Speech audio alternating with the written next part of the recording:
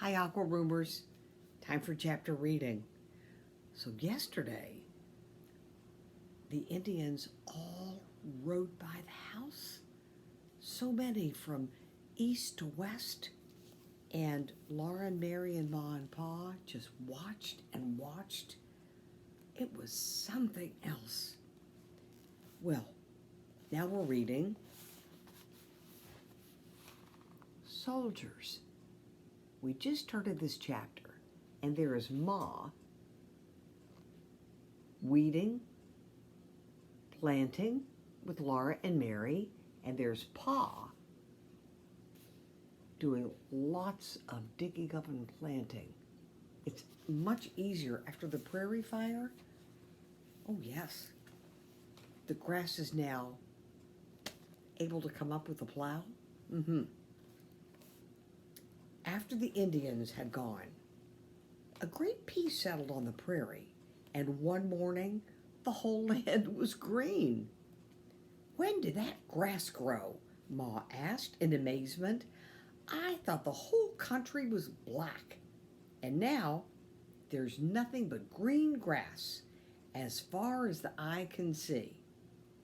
The whole sky was filled with lines of wild ducks and wild geese flying north. Crows cawed above the trees along the creek. The winds whispered in the new grass, bringing scents of earth and growing things. In the mornings, the meadowlarks rose, singing into the sky. All day, the curlews and killdeers and sandpipers chirped and sang in the creek bottoms. Often in the early evening, the mockingbirds were singing. One night, Pa and Mary and Laura sat still on the doorstep, watching the little rabbits playing in the grass in the starlight. 3 rabbit mothers hopped about with lopping ears and watched their rabbits playing too. In the daytime, everyone was busy. Pa hurried with his plowing, and Mary and Laura helped Ma plant the early garden seeds. With the hoe, Ma dug small holes in the matted grass roots that the plow had turned up, and Mary and Laura carefully dropped the seeds. Then Ma covered them snugly with earth. They planted onions and carrots and peas and beans and turnips, and they were all so happy because spring had come, and pretty soon they would have vegetables to eat. They were growing very tired of just bread and meat. One evening, Pa came from the field before sunset and helped Ma set out the cabbage plants and the sweet potato plants. Ma had sowed the cabbage seed in a flat box and kept it in the house. She watered it carefully and carried it every day from the morning sunshine to the afternoon sunshine that came through the windows. And she had saved one of the Christmas sweet potatoes, remember? And she planted it in another box. The cabbage seeds were now little gray-green plants, and the sweet potato had sent up a stem and green leaves from every one of its eyes. Ma and Pa took each tiny plant very carefully and settled its roots comfortably in holes made for them. They watered the roots, pressed earth upon them firmly. It was dark before the last plant was in its place, and Pa and Ma were tired. But they were glad, too, because this year they'd have cabbages and sweet potatoes. Every day, they all looked at the garden. It was rough and grassy because it was made in the prairie side, but all the tiny plants were growing. Little crumpled leaves of peas came up, and tiny spears of onions. The beans themselves popped out of the ground, but it was the little yellow bean stems coiled like a spring that pushed them up. Then the bean was cracked open and dropped by two baby bean leaves, and the leaves unfolded flat to the sunshine. Pretty soon, they would all begin to live like kings. Every morning, Pa went cheerfully whistling to the field. He'd planted some early sod potatoes, and some potatoes were saved to plant later. Now he carried a sack of corn fastened to his belt, and as he plowed, he threw grains of corn into the furrow beside the plow's point.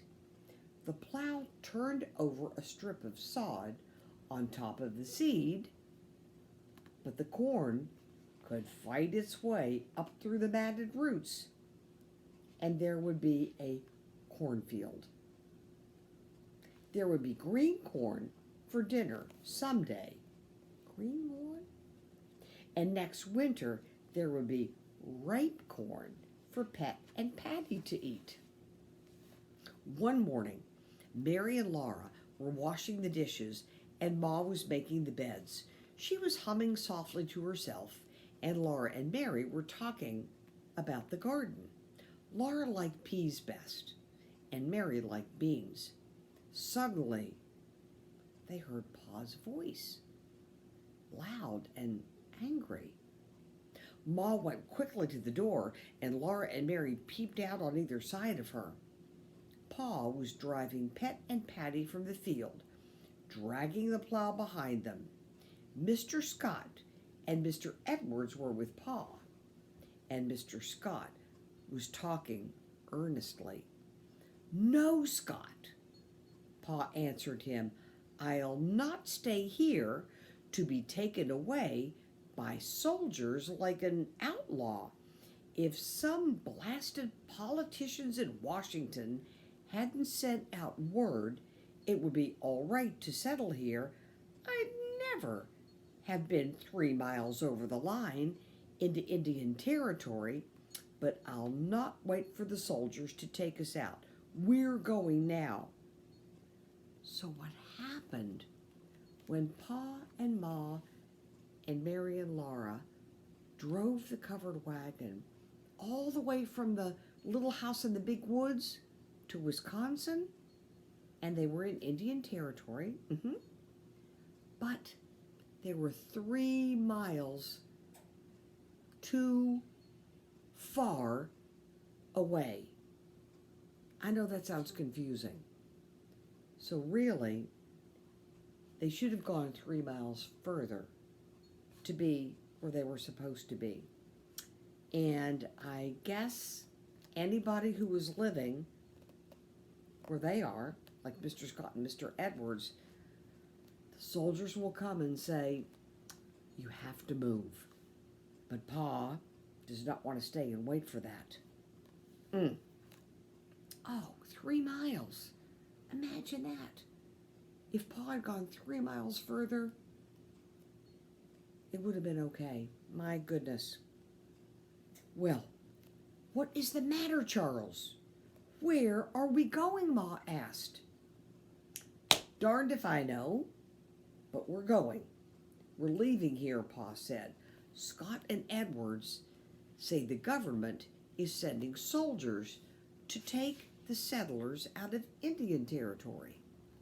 His face was very red, and his eyes were like blue fire. Laura was frightened. She'd never seen Pa like that. She pressed close against Ma, and she was still looking at Pa. Mr. Scott started to speak, but Pa stopped him. "Save your breath, Scott. It's no use to say another word. You can stay till the soldiers come and tell you to go, but I'm going now." Mr. Edwards said he was going too. He would not stay to be told to leave across the line like an ornery yellow hound. "Ride out to Independence with us, Edwards," Pa said. But Mr. Edwards answered he didn't care to go north. He would make a boat and go down the river to some settlement further south. Better come with us, Pa urged him, and rather than go down on foot through Missouri. It's a risky trip. One man alone in a boat, going down the verdigris. But Mr. Edwards said he'd already seen Missouri, and he had plenty of powder and lead. Then Pa told Scott to take the cow and the calf. We can't take them with us, Pa said. You've been a good neighbor, Scott, and I'm sorry to leave you, but we're going out in the morning. Laura had heard all of this, but she had not believed it until she saw Mr. Scott leading away the cow. The gentle cow meekly went away with the rope tied around her long horns, and the calf frisked and jumped behind. There went all the milk and the butter. That's what the cows give, the milk and the butter. So there's Pa, and he's saying goodbye to Mr. Edwards, and there's Mr. Scott, who's taking the cow and the calf. Oh my! Mr. Edwards said he would be too busy to see them again. He shook hands with Pa, saying, "Goodbye, Ingalls, and good luck." He shook hands with Ma and said, "Goodbye, ma'am. I won't be seeing you all again, but I sure will never forget your kindness." Then he turned to Mary and Laura, and he shook their hands as if they were grown up. "Goodbye," he said. Mary said politely, "Goodbye, Mr. Edwards." But Laura forgot to be polite. She said, "Oh, Mr. Edwards, I wish you wouldn't go away. Oh, Mr. Edwards, thank you. Thank you for going all the way to Independence to find Santa Claus for us." Mr. Edwards' eyes shone very bright, and he went away without saying another word. Pa began to hitch Pet and Patty in the middle of the morning, and Laura and Mary knew it was really true. They were really going away from there. Ma didn't say anything. She went into the house and looked around at the dishes not washed and the bed only partly made, and she lifted up both hands and sat down.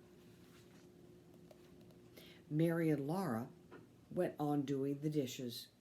They were careful not to let them make a sound. They turned around quickly when Pa came in. He looked like himself again, and he was carrying the potato sack. "Here you are, Caroline," he said, and his voice sounded natural. "Cook a plenty for dinner. We've been going without potatoes, saving them for seed. Now we'll eat 'em up." So that day for dinner, they ate the seed potatoes.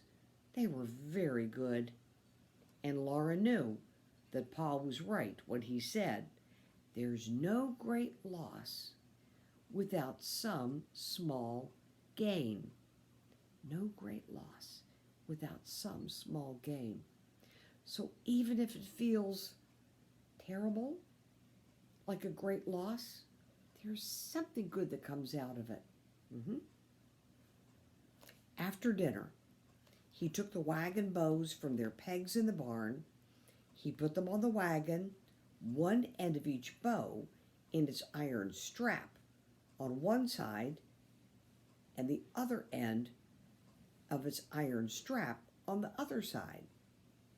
When all the bows were standing up in their places, Pa and Ma spread the wagon cover over them and tied it down tightly. And tomorrow, we'll read about their journey. Bye, Aqua Roomers.